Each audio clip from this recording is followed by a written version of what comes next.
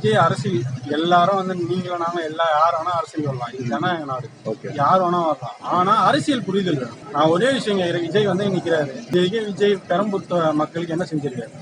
Corona period வந்து corona பீரியட்ல விஜய் எங்க இருந்தாரு? இது வந்து சும்மா சினிமா கிடையாது. அவர் ஒன்றும் வந்து சினிமா மைண்ட் செட்ல இருந்து வெளியே வரல. அவரோட ஃபேமிலியா அவரால் காப்பாற்ற முடியல மீன்ஸ் வந்து அவங்க அம்மாவுக்கு உண்மையா இல்லை, அவங்க அப்பாவுக்கு உண்மையா இல்லை, கட்டின மனைவிக்கு உண்மையா இல்லை, கட்டின குழந்தைங்களுக்கு உண்மையா இல்லை. அவரோட ஃபேமிலியா அவரால் இது பண்ண முடியலன்னா மாட்டு மக்களுக்கு என்ன பண்ணுவார்? அவர் என்ன பண்ணிடுவார்? ஒன்னும் இல்லைங்க. அவ்வளோ பெரிய வீடு வச்சிருக்காருங்க நீலங்கரையில். அவர் வீட்டு வெளியே ஒரு தண்ணி பானை இருக்குதா? அவ்வளோ எம்ஜிஆர் அவ்வளோ செலவு பண்ணார். அவர் வீட்டான பார்த்தீங்கன்னா இப்போவுமே வந்து அவர் வீட்டு வெளியே தண்ணி இது கூட இருக்கும். உங்களை பார்க்கக்கூடாதுன்ட்டு இவ்வளோ பெரிய கேட்லாம் போட்டீங்கன்னா அப்போ நீங்கள் எதுக்கு இருக்கீங்கன்னு நான் கேட்குறேன். உங்களை பார்க்கக்கூடாதுன்னா நீங்கன்னா அவ்வளோ பெரிய கடவுள்லாம் கிடையாது.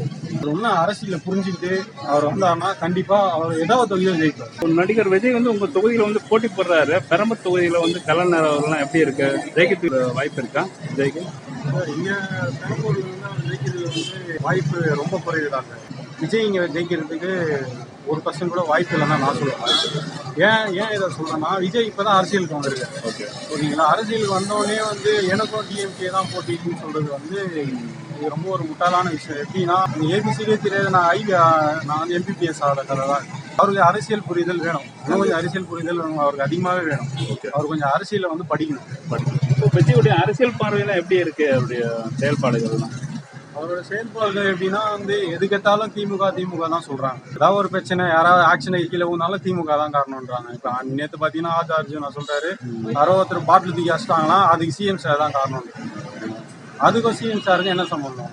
இந்த கட்சிக்கு வந்து ஒரு மெச்சூரிட்டியே இல்லைன்னு நான் சொல்றேன். அரசியல் வேற, ரசிகர் வேற, அரசியல் வேற. அவரை பார்க்க வர கும்பலுக்கு வந்து அவங்க தான் சொல்றேன், அவங்களும் மெச்சூரிட்டியா இல்லை. இப்ப தலைவர் மெச்சூரிட்டியா இருந்தா தானே வந்து ரசிகர்கள் வந்து மெச்சூரிட்டியா இருப்பாங்க.